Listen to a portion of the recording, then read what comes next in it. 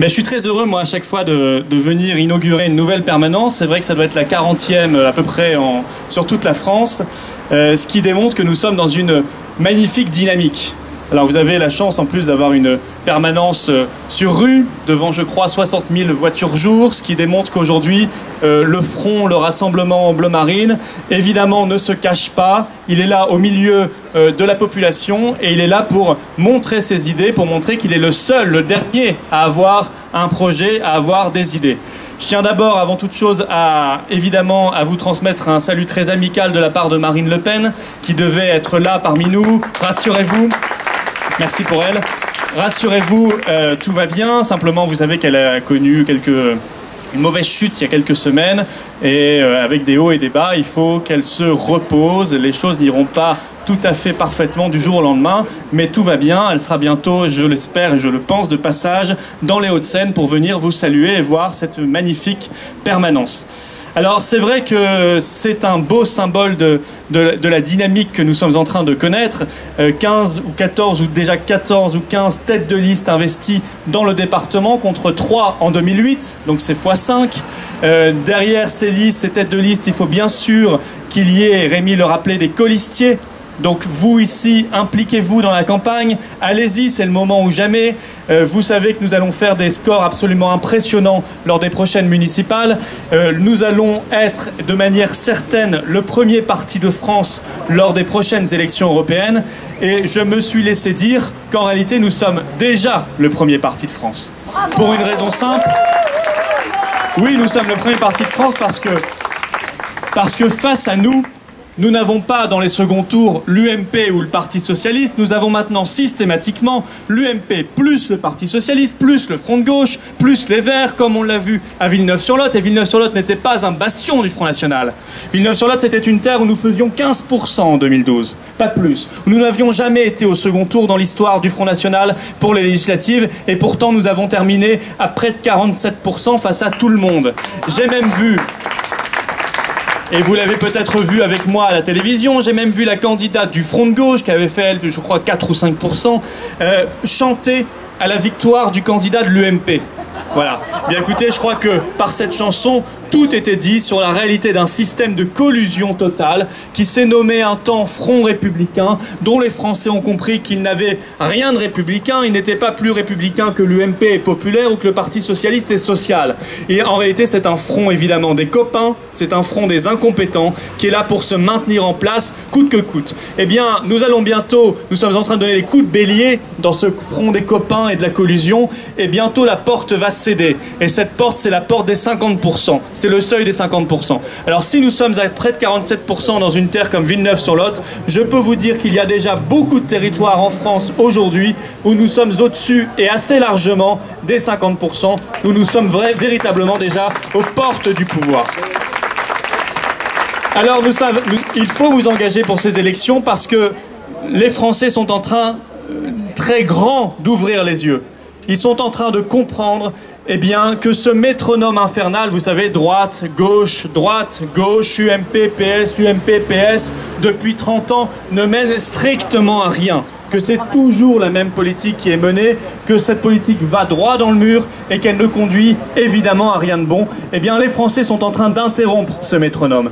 Et comme ils sont en train de se rendre compte, nos adversaires s'en rendent compte, ça panique ferme. Et ça se voit à 1000 signes. Ça se voit bien sûr dans cette décision de levée de l'immunité parlementaire de Marine Le Pen, parce qu'elle a osé dire la vérité, elle a osé dire qu'il y avait une infraction à la loi, parce que les prières de rue, il faut quand même le rappeler, on a tendance à l'oublier quand on entend les commentaires médiatiques, les prières de rue sont une infraction à la loi, elles sont illégales. Et évidemment, si Marine Le Pen n'en avait pas parlé un beau jour de décembre 2010, jamais personne dans la classe politique française n'en aurait parlé. C'est la même chose pour tant de sujets. Qui parlerait aujourd'hui des dégâts de l'ouverture totale des frontières si nous n'en parlions pas? Qui parlerait de l'euro si nous n'en parlions pas? Qui parlerait de l'accord de libre-échange États-Unis-Union européenne qu'ils sont en train de faire si nous n'en parlions pas? Qui parlerait du halal si nous n'en parlions pas? Qui parlerait du communautarisme si nous n'en parlions pas? Heureusement que nous sommes là pour éveiller et secouer un peu le débat politique français, parce qu'il serait bien triste, parce qu'il serait bien terne, parce qu'il serait surtout extrêmement inutile. Alors oui, ça panique, on le voit sur cette levée d'immunité. Le lendemain, Julien le rappelait, par contre, pour monsieur Dassault, pas de problème, on laisse l'immunité au Sénat, alors qu'effectivement l'affaire est autrement plus grave et c'est une affaire de droit commun. On le voit dans le pathétique de la situation à l'UMP, mais enfin l'UMP c'est un long feuilleton d'épisodes de plus en plus pathétiques, hein. Plus les mois passent, plus ça devient pathétique et dramatique. Il y a eu cette guerre de succession, il y a cette guerre des chefs permanente, il y a eu ces votes sur les revotes et les non-revotes, il y a eu la COCOE, il y a eu tout ce que vous savez. Eh bien, le dernier épisode en date de ce feuilleton, c'est bien sûr l'UMP-ton, hein, le Sarkoton, et dont on aurait aimé qu'ils mettent autant d'énergie à renflouer les caisses de la France quand ils étaient au pouvoir. Parce qu'ils ont laissé les caisses de la France plus vides que jamais. Je rappelle que sous Sarkozy, on a eu 600 milliards d'euros d'augmentation de la dette entre 2007 et 2012. Et évidemment, François Hollande continue. Eh bien, Nicolas Sarkozy, s'il veut revenir sur un rejet de compte de campagne, d'abord, ça n'est pas très glorieux. D'autres sont revenus dans l'histoire sur des grands événements. Lui reviendrait sur un rejet de compte de campagne par le Conseil constitutionnel, qui pour une fois a fait son boulot, je le rappelle. Eh bien, ça n'est pas très glorieux. Et puis, Nicolas Sarkozy va se rendre compte que les Français ont tourné la page du sarkozysme, que les Français n'ont pas oublié que c'était une politique qui avait trahi toutes les promesses, que c'était un responsable politique qui était empêtré dans des tas d'affaires. Parce qu'il va falloir demain qu'il s'explique sur l'affaire des sondages de l'Élysée, sur l'affaire Tapie, sur toutes les affaires qui le concernent, sur l'affaire Bettencourt, ça n'est pas totalement terminé, etc., etc. Alors, bien évidemment, ça panique sec, à tel point... Pour l'anecdote, hein, moi quand j'ai fait quelques débats récemment, j'avais un UMP et un PS, un représentant de l'UMP et un représentant du Parti Socialiste. D'ailleurs, ils étaient généralement assis en face de moi, l'un d'un côté de l'autre, tout était dit, donc il y avait les deux camps. Et quand je m'adressais au responsable de l'UMP, c'est le socialiste qui me répondait, et inversement. Je vous assure que c'est vrai, écoutez, j'ai eu un débat avec Menucci et Ciotti, ou Ciotti, je ne sais pas comment il faut l'appeler, mais...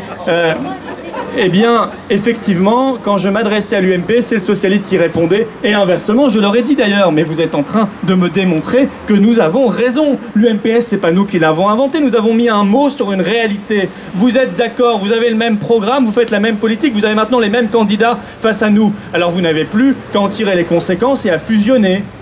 Faites un congrès fondateur de l'UMPS, ce sera plus simple pour tout le monde. Au lieu de faire croire qu'il y a l'équipe des Bleus qui s'affronte à l'équipe des Rouges, alors qu'elle joue avec les mêmes règles du jeu, évidemment, le même jeu et donc la même politique. Voilà pourquoi ça panique sec. Ça panique parce que les Français, évidemment, ouvrent les yeux, parce qu'ils voient que nous avons parfaitement raison, parce qu'ils voient que nous avons un projet. Ne les laissez jamais dire que nous n'avons pas de projet, qu'eux, ils auront un projet, parce que j'attends toujours de voir leurs idées, leurs propositions. Je vois la réalité de leur politique, elle n'est pas glorieuse. C'est toujours plus d'insécurité, toujours plus d'immigration, toujours plus de chômage, toujours plus d'austérité, toujours moins de pouvoir d'achat. En revanche, oui, nous avons un projet, mais c'est vrai qu'il ne leur plaît pas, parce que notre projet, il est patriote. C'est un gros mot pour eux. Notre projet, il est national. Nous croyons, nous, que la France a un avenir, qu'elle n'est pas obligée de se dissoudre dans la mondialisation ou dans l'Union européenne. Nous considérons que le peuple français doit retrouver les manettes et que c'est lui et uniquement lui qui doit avoir le dernier mot. Ça veut dire qu'il faut refaire des référendums. Ça veut dire qu'il faut créer un référendum d'initiative populaire en France et des référendums d'initiative locale dans nos communes. Ça veut dire qu'il faut faire la proportionnelle intégrale aux élections. Souvenez-vous de la promesse de François Hollande, il devait mettre une dose de proportionnelle pour les législatives. On attend toujours. On attend toujours parce que ce système, évidemment, est totalement bloqué.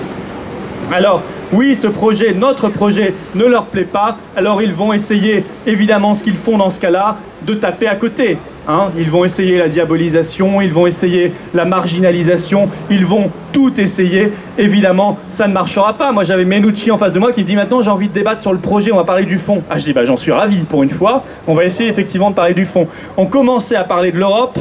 Qu'il me dit, mais de toute façon, vos amis défilent en treillis militaires dans les rues. Mais je dis, mais écoutez, vous retombez tout de suite dans vos vieux travers. Impossibilité avec vous d'avoir un débat de fond. Parce que dès que nous avons un débat de fond, évidemment, on a raison et ils le savent. Évidemment, ils n'ont plus aucun argument à nous opposer. Alors, ne vous laissez pas traiter par ces gens-là. Ne soyez pas en défensive, soyez en offensive. C'est à vous d'aller chercher les électeurs, d'aller les convaincre. Ne passez pas votre temps à répondre aux billevesées de l'UMP et du PS parce que ça ne marche plus, parce que les gens n'y croient plus, parce que le Front républicain c'est mort, parce que les accusations mensongères ne prennent plus sur l'opinion. Les gens ont compris que c'était du théâtre.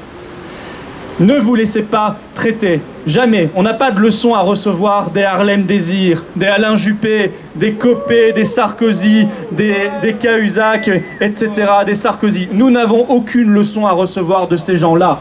Nous n'avons pas à nous laisser traiter de telle ou telle manière. Nous n'avons pas à nous laisser traiter de populistes. Non, ce qu'ils reprochent en réalité dans notre programme, c'est qu'effectivement, ils se tournent vers le peuple français. D'ailleurs, le mot qu'ils auraient dû supprimer dans la Constitution, ce n'est pas tant le mot race que le mot peuple, parce que ce qui les dérange, c'est le peuple. Voilà l'élément qui les dérange profondément.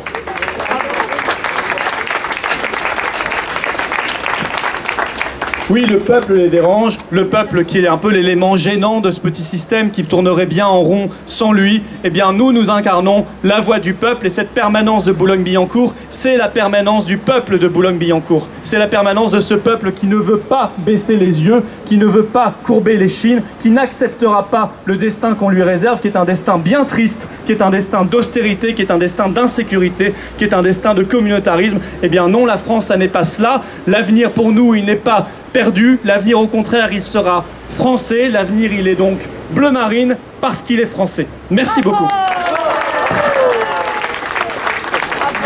Merci beaucoup.